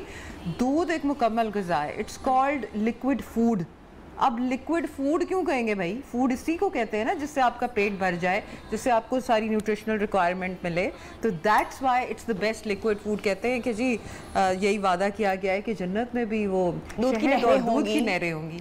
तो फिर आप इसी तरीके से इसकी अफादियत का अंदाजा लगा लो कि this is such an important part of the human body. और आप देखिए कि जब बच्चा पैदा होता है तो वो कुछ नहीं खाता, उसकी पहली ग़िज़ा जो है वो 2 साल तक, 1.5 साल पहले 4 महीने तो बिल्कुल ही, और उसके बाद आहिस्ता आहिस्ता बच्चा जो है वो दूसरे ग़िज़ा पे इससे अंदाजा लगा सकते हो कि दूध is so important, nothing else. और अनफॉर्चुनेटली हम दूध को उतना ही डाउन प्ले करते हैं, दूध उतना ही कम पीते हैं। अच्छा, मजे की बात यह है नबिया कि मैंने किसी को कहा कि आप दूध के 3, उन्होंने कहा हाँ जी हम पीते हैं, लेकिन हम उसके बीच में चाय मिला के पीते हैं। अच्छा, नाउ द थिंग इज कि चाय जब आप मिला देते हैं तो आप दूध की जो पूरी फादियत है उससे फायदा नहीं कहा, चाय नहीं दूध पत्ती कहा जाता है उसको। Oh my God, that's really wrong यार। इससे जितना मोटापा होता है ना, और जितना लोग दूध पत्ती, हम लोग जब अल्ट्रासाउंड करते हैं ना एब्डोमेन का और गॉल ब्लैडर को देखना होता है कि वो कॉन्ट्रैक्ट कर रहा है या नहीं, तो हम मरीज को कहते हैं जाओ जाके दूध पत्ती पी के आओ। उससे गॉल ब्लैडर जो है फैट से कॉन्ट्रैक्ट करता है, तो वो फैट से कॉन्ट्रैक्ट करता है तो हम उसे अल्ट्रासाउंड पे पकड़ लेते हैं। और चाय के तो वैसे भी बेतहाशा नुकसान आते हैं। अच्छा, मुझे बताइए कि दूध में कैल्शियम के अलावा और क्या है? अच्छा, जब हम बात करते हैं कि दूध एक मुकम्मल ग़िज़ा है तो that means that it has almost everything जो कि हमें चाहिए। हमें कार्बोहाइड्रेट्स चाहिए, हमें प्रोटीन्स चाहिए, हमें फैट्स चाहिए, हमें पास मिनरल्स, विटामिन सब कुछ चाहिए, और सबसे बात की हमें वाटर चाहिए। तो ये सारी चीज़ें जो हैं ये अब दूध के अंदर आ गई। ठीक है, सबसे पहले तो ये एक जामे और मुकम्मल ग़िज़ा है। उसके बाद जब हम बात करते हैं कि इसको कि ये मोटापा करता है, कई लोगों के प्रॉब्लम ये होता है कि जी दूध नहीं पीना, दूध मोटा कर देगा, बाकी बिरयानी दी प्लेटा भर के खा लो है ना? करेक्ट। इसमें ये है कि उसमें दूध को उबालें दें आप 2-3, अगर भैंस का दूध है तो उसको 3 दफ़ा उबाला दें, मतलब उबाला दे के उसको सिमर करने दें और उसके बाद उसमें मलाई आने दें। गाय के दूध को 2 दफ़ा उबाला दें तो then it becomes skimmed enough कि आपको वो मोटापा नहीं करेगा। अच्छा, कुछ लोग अक्सर कहते हैं, कुछ न्यूट्रिशनिस्ट, उनसे भी बात हुई कि कुछ लोगों को दूध सूट नहीं करता, वो नहीं पीते, या कुछ लोगों को I have never heard about that कि भाई इससे कॉन्स्टिपेशन के भी मसाइल कुछ लोगों को हो जाते हैं, तो वो लोग दही का इस्तेमाल करें, क्योंकि जो चीज़ दूध में है वही चीज़ दही में भी है। तो ये हमें कैसे पता चलेगा कि भाई दूध भी क्या किसी को सूट नहीं करता? देखिए Rabia, there is a thing called lactose intolerance. Yes. अब लैक्टोज इंटॉलरेंस जो होती है प्राइमरी होती है और सेकेंडरी होती है। प्राइमरी होती है जो कि शुरू से ही हो, जो किसी बच्चे को उससे एलर्जी बाय बर्थ होती है, या बच्चे जो कॉलिक पैदा होते हैं जैसे। बिल्कुल एग्जैक्टली। अब सेकेंडरी जो होती है वो विद एडवांसिंग एज जो लैक्टेट एंजाइम है ना बॉडी के अंदर, जिसने लैक्टोज यानी कि मिल्क शुगर को डाइजेस्ट करना है, वो ही कम होना शुरू हो जाता है। अच्छा, तो उस वजह से कई लोगों को, और उसका कोई रीजन नहीं है? हाँ, उसका कोई रीजन नहीं है, वो बढ़ती उम्र के साथ हो जाता है। And then there is a इलाज टू इट आल्सो। हम तो लैक्टोज इंटॉलरेंस हमने तो नहीं ले सकते, नहीं हम नहीं। उसके लिए लैक्टेट टैबलेट्स होती हैं जो कि बाजार में मिलती हैं। आप कोई भी डेयरी प्रोडक्ट कंज्यूम करने से पहले आप लैक्टेट टैबलेट्स ले लो, ठीक है। या जिनको लैक्टोज इंटॉलरेंस है तो वो उसको थोड़ा थोड़ा करके लें, बजाय के भर भर के ग्लास दूध के। अच्छा, ठीक है। ये बात कितनी हद तक दुरुस्त है कि अगर आप दूध का इस्तेमाल नहीं करें तो आप दही का इस्तेमाल कर लें उतनी क्वांटिटी में?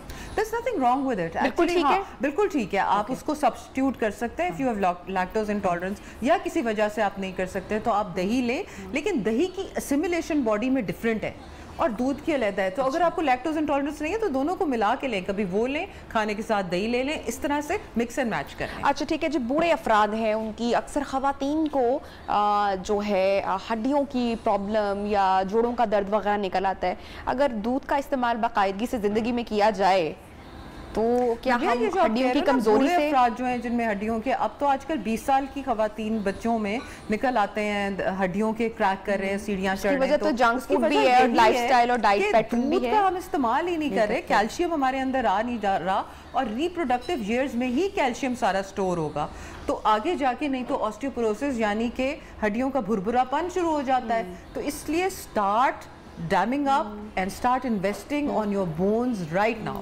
अपनी हड्डियों में, अपने दांतों में, अपने बालों में, अपनी स्किन में, अपने मसल फंक्शन के लिए और बहुत सारे फंक्शंस के लिए इट इज़ नेसेसरी कि आप दूध का फिल फॉर अभी आज इसी वक्त इस्तेमाल। अच्छा, लाइफ के कहते हैं ना फर्स्ट 30 इयर्स जो है वो दूध आपको दूध की तरह लगता है और जब आप उसके बाद लेते हैं तो आपको पानी की तरह लगता है। तो ये भी क्या बातें बनी हुई है कि उसका फायदा जितना हमें फर्स्ट 30 इयर्स में होता है, just like what we just discussed कि रिप्रोडक्टिव ईयर्स में वो सबसे ज्यादा जो है आपकी बॉडी उसको असिमिलेट करेगी। जैसे जैसे आप 50 से अबव होते जाओगे, सो इसीलिए वो कहते हैं ना पानी की फिर उसमें हो जाती है, मतलब have it when it's really necessary for you, but that doesn't mean कि वो पानी बन जाता है। इट मीन्स कि every day when you are having a glass of 3 glasses या 3 कप्स ऑफ मिल्क, आप अपनी हड्डियों को मजीद मजबूत करते हैं, आप अपने मेटाबॉलिज्म को मजीद मजबूत करते हैं। और नबिया, सिर्फ इसके अंदर कैल्शियम नहीं है, इसके अंदर विटामिन B12 है, इसके अंदर विटामिन B3 है, नायासिन, राइबोफ्लेविन है, इसके अंदर फैट्स हैं सही वाली, इसके अंदर प्रोटीन है जो कि आपके मसल्स को बनाएगी, और कैल्शियम आपको पता है कि हार्ट मसल और हर मसल के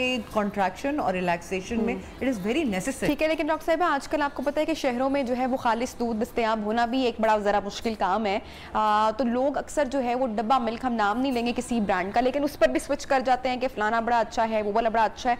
तो क्या उसका भी फायदा है अगर लोग इस्तेमाल करते हैं? क्योंकि समटाइम लोग बड़े अरे हमें तो बड़ी स्मेल भी आती है दूध से, और ये वाला भी मसाइल हो जाते हैं। एक तो पहली बात के फ्रेश चीज मिले तो बिल्कुल ठीक है। जब हम इतनी जद्दोजहद करते हैं कि हम गोश्त लेने जाते हैं वहां से, जहाँ से कसाई खास किस्म का फ्रेश वो बकरा ला के ज़िबा करता है, तो then we can make an extra effort for दूध। मैंने किसी को दूध के बारे में एफर्ट करते इतना नहीं देखा, by the way, to tell you the truth. और अगर नहीं मिलता तो देन दूध किसी भी फॉर्म में आपको अच्छे मिल रहा है तो देन हैव इट।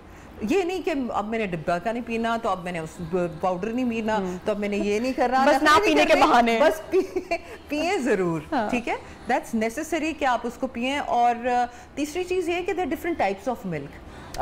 जैसे बकरी का दूध होता है, काउ मिल्क होता है, फिर वो गाय का दूध होता है, का तो बहुत रेयर सुना है। ऊँट का दूध तो कहते हैं कि बच्चों को देना चाहिए once you detach them from the डिब्बे का दूध, और टॉप फीड अगर हो बच्चों को, या लगाई हो या माँ से छुड़वाएं आप, तो उसके बाद आप पहली चीज़ जो क्लोज टू मदर्स मिल्क होती है वो ऊँट का दूध होता है, और उसके अंदर A2 केसीन होती है।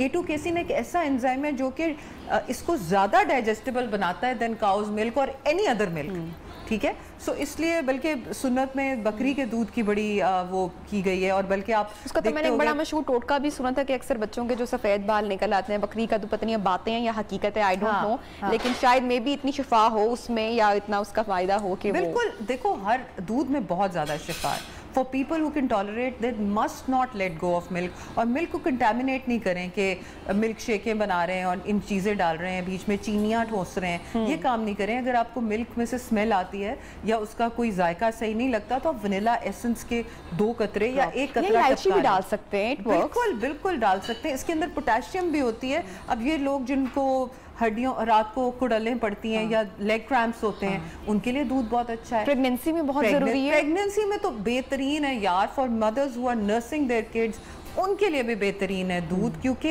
देखो हर प्रेगनेंसी आपकी हड्डियों के ऊपर बोझ डाल रही है, कैल्शियम का बोझ है। It's 2 people. ये ऐसे ही तो नहीं होता कि जो है बच्चे पैदा करने के बाद अक्सर खवातीन की अच्छा जी कमर में दर्द निकल आई, अब कंधे में दर्द निकल आई, अब वहां पर दर्द निकल आई, ये बेसिकली आपकी कुछ डेफिशिएंसीज होती हैं बॉडी में, जिसकी वजह से आपको पेन्स निकलती हैं। अगर आपका डाइट पैटर्न अच्छा होगा तो आपको कोई पेन नहीं निकलेगी। ऐसे बिल्कुल बिल्कुल बिल्कुल यही डिफिशिएंसीज है ना, विटामिन डी की डिफिशिएंसी, कैल्शियम की बेसलाइन डिफिशिएंसी, आयरन की डिफिशिएंसी, इन 3 चीजों को तो हम पहले देखते नहीं है और फटाफट पेन किलर्स लेना शुरू कर जाते हैं। तो बेहतर ये है कि पेन किलर्स लेने से पहले आप सबसे पहले अपनी कैल्शियम डिफिशिएंसी को पूरी करें।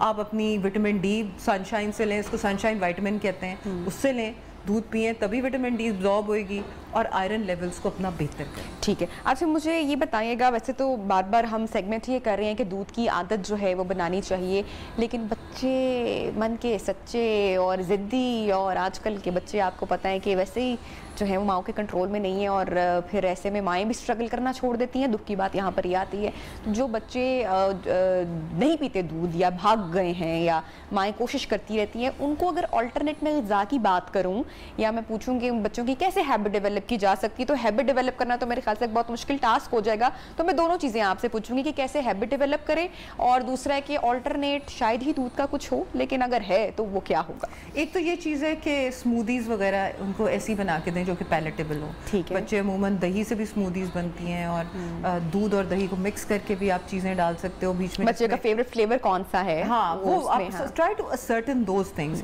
देखो मैं आपको एक बात बताऊँ, अब साइकोलॉजी की बात आ जाती है कि हर बच्चे ने जो पैदा होता है उसने स्कूल जाना है ना, हम कहते हैं उसने स्कूल जाना है, चाहे वो एवरेज है, चाहे वो बिलो एवरेज है, चाहे वो अबव एवरेज है, उसने पढ़ना जरूरी है। तो हम क्विट नहीं करते हैं ना, क्विट नहीं करते। तो फिर हम दूध की हैबिट पे क्यों क्विट कर जाते हैं? उसने अगर नगेट्स खाने हैं तो we will make sure that he और she gets nuggets.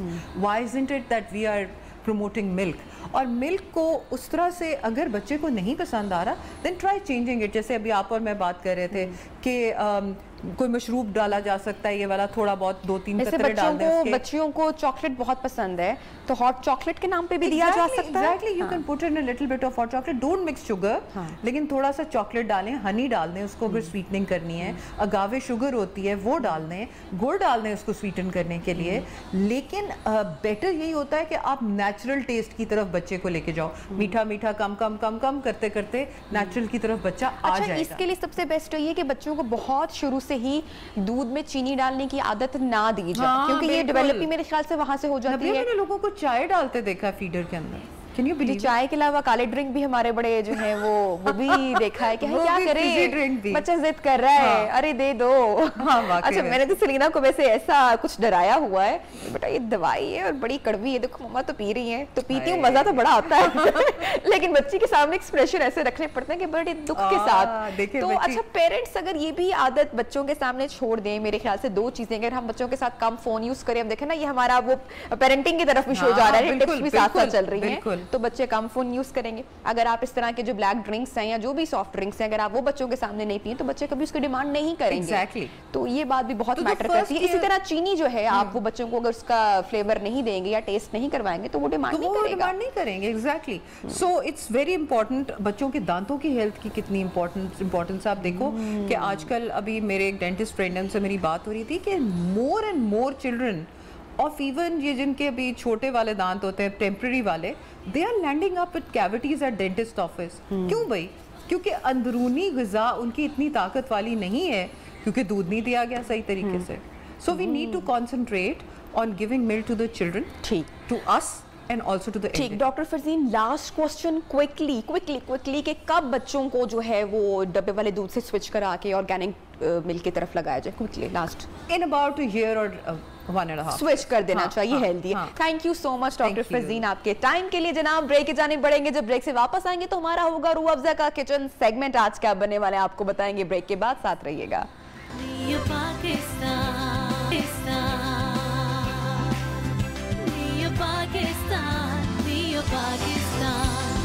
Welcome back जनाब, खुशामदीद प्रोग्राम के लास्ट सेगमेंट में। मेरा फेवरेट सेगमेंट है क्योंकि जनाब किचन सेगमेंट है और बड़ी झटपट और क्विक रेसिपी हमारे खास बात यह है कि हम शेयर करते हैं अनम हमारी ऑडियंस के साथ। कैसी हो आप? बिल्कुल ठीक, आप कैसे? मैं बिल्कुल ठीक ठाक हूँ। अच्छा, आज हम 2 चीज़ें बनाने जा रहे हैं। आज हम बिल्कुल 2 चीज़ें बनाएंगे। आज हम बनाने जा रहे हैं रूह अफ़ज़ा की जो एक बड़ी ही मज़ेदार और सबकी, मैं तो ये कहूँगी कि सबसे फेवरेट ये एक ड्रिंक आप कह लें या आप इसको शेक कह लें। तो ये आज हम बनाने जा रहे हैं वर्जिन रूह अफ़ज़ा पीना कोलाडा। ठीक है जी, नाम इतना खूबसूरत। बिल्कुल। और आपको पता है कि रूह अफ़ज़ा का जो सबसे मेन इंपॉर्टेंट जो चीज़ है ना, जो सबसे मुझे अच्छी लगती है, वो जो है वो फल और सब्जियों के अर्क से बनी हुई है। अच्छा, और उन जो सब्जियों और फल में जो आता है वो है अनार है, संतरा है, सेब है, उसमें खीरा है, पुदीना, और सबसे अच्छी जो है वो गुलाब की पत्तियां हैं। ये इन सब का अर्क निकाल कर उसके अंदर डाला जाता है। और 100 सदी से चलता आ रहा है। 100 सदी, बिल्कुल 100 सदी नहीं, 100 साल से 100 साल से चल रहा है, मतलब 100 ईयर लेगेसी के साथ चल रहा है।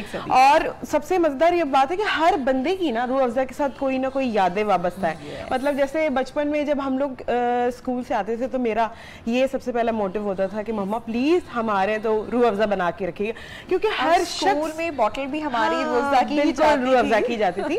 और जो रूह अफ़ज़ा है ना, बेसिकली वो एक कंप्लीट इंग्रेडिएंट है। आप उसको अगर ड्रिंक में डालेंगे या शेक में डालेंगे, किसी में भी आप उसको डालेंगे तो वो अपने आप में एक प्रॉपर कंप्लीट इंग्रेडिएंट है। और प्लस जैसा आजकल जो मौसम चल रहा है, रूह अफ़ज़ा जो गर्मी है और आपकी बॉडी हाइड्रेट नहीं रहती, तो आपको चाहिए कि आप रूह अफ़ज़ा पिए। ये आपकी बॉडी को बड़े अच्छे तरीके से हाइड्रेट तैयार करते हैं, हमारा ड्रिंक तैयार करते हैं। अच्छा, उसकी जो इंग्रेडिएंट्स है ये है पाइनएप्पल जूस है, कोकोनट मिल्क है, क्रीम है, आइस, और इसके अंदर जाएगा पुदीन। बिल्कुल, तो इसको ऐड कर लेते हैं इसके अंदर।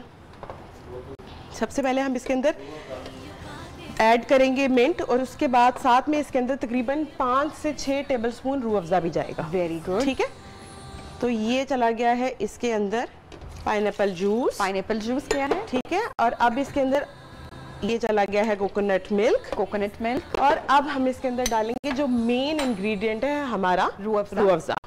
तो ये डालेंगे तकरीबन 5 to 6 टेबलस्पून।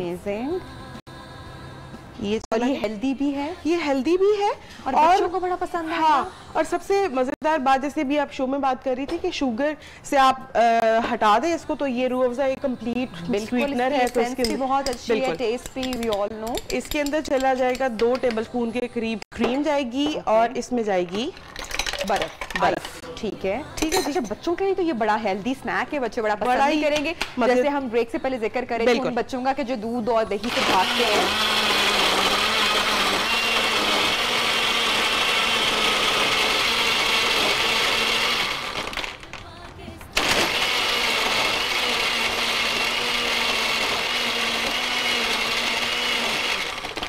ये हो गया है रेडी, और अब हम इसको करेंगे ग्लास में सर्व। तो जो हमारा वर्जिन रूह अफ़ज़ा पीना कोलाडा जो है वो रेडी हो गया है। अच्छा, इसको करेंगे थोड़ा सा जो है हम चिल कर लेंगे और? बिल्कुल चिल भी कर ले। इसको हम थोड़ा सा जो है ये व्हिप्ड क्रीम है। ओके, अगर मेहमानों ने घर पे आना तो प्रेजेंटेशन बहुत अच्छी हो जाएगी। प्रेजेंटेशन अच्छी हो जाती है। और इसको मैं ऊपर से गार्निश करूंगी रूह अफ़ज़ा के साथ। Very nice. तो थोड़ा सा कलर भी आपको पता है ना कि पहले आंखों से देखा जाता है और उसके बाद फिर आप चीज को पीते हैं। तो ये रूह अफ़ज़ा जो है इसके ऊपर डालेंगे ऐसे करके। जबरदस्त अनम, क्या बात है आप। और ऊपर से इसको ऐसे करके जो है यहाँ पे। अच्छा, वैसे अनम रूह अफ़ज़ा की जितनी भी तारीफ की जाए ना मेरे ख्याल से वो कम रह जाती है। बिल्कुल ऐसे ही है ना। अच्छा, और ये हर तरह के मौसम में पिया जाता है, सर्दी हो, गर्मी हो, बारिश हो। मतलब अच्छा, आपने अगर प्यास बुझाने का जो काम रूह अफ़ज़ा करता है मेरे ख्याल से शायद ही वो कोई और करे। बिल्कुल, आपने मज़ेदार पकौड़े बनाए और साथ में रूह अफ़ज़ा रखा हो, आप कंप्लीट एक कॉम्प्लीमेंट्री आपको पूरा एक कॉम्बो मिल जाए। जनाब, ये तो हमारा ड्रिंक रेडी हो चुका है। इसका नाम एक बार हम बता देते हैं। ये है वर्जिन रूह अफ़ज़ा पीना कोलाडा। अमेजिंग। अच्छा, अब बना क्या रहे हैं हम किचन में आज? मैंने सोचा कि जो हमने पीना कोलाडा बनाया है रूह अफ़ज़ा के साथ, तो क्यों ना हम इसके साथ एक बच्चों के लिए जो सैंडविच है वो भी बना लेते। अच्छा, सैंडविच जो है मैंने ये चिकन इस तरह से बॉईल करके रखा हुआ है। इसमें सॉल्ट और ब्लैक पेपर ऐड किया। सिर्फ सॉल्ट और ब्लैक पेपर है। इसको मिक्स करके हम लोग अभी पैन में पहले ऑयल ऐड करेंगे। नहीं, इसको कुछ भी नहीं करेंगे। बिल्कुल भी नहीं। ये डालेंगे इसके अंदर और इसकी स्टफिंग करेंगे। ये क्या है? ये है barbecue sauce, my favourite sauce. Okay. और साथ में इसके बाद इसके अंदर जाएगी ये चिली सॉस। ओके। अच्छा, बेसिकली ये हम इसको बाइंड घर में तो कभी भी बारबेक्यू सॉस में खत्म नहीं। मुझे खुद भी पर्सनली बहुत अच्छी लगती है, क्योंकि अगर कुछ भी सॉस बनाने का दिल नहीं कर रहा तो आपने बारबेक्यू सॉस आपने ऐड। बिल्कुल। अच्छा जी, अब इसके अंदर जाएगा बटर पैन में। ठीक है। पैन को जो है प्री हीट करके रखा हुआ है। ठीक है, इसलिए बटर आपने देखा जल्दी से फौरी तौर पे मेल्ट हो गया। और अब हम जो है ये जो ब्रेड के स्लाइसेस हैं इसको थोड़ा सा कर लेंगे ताकि पूरा ओके एन हो जाए। और अब आपने ये जो फिलिंग बनाई है ये आप इसके ऊपर डाल दें। ठीक है, जिसको हम इसमें अच्छी तरह से मिक्स हो गया ऐड कर लें। हाँ जी।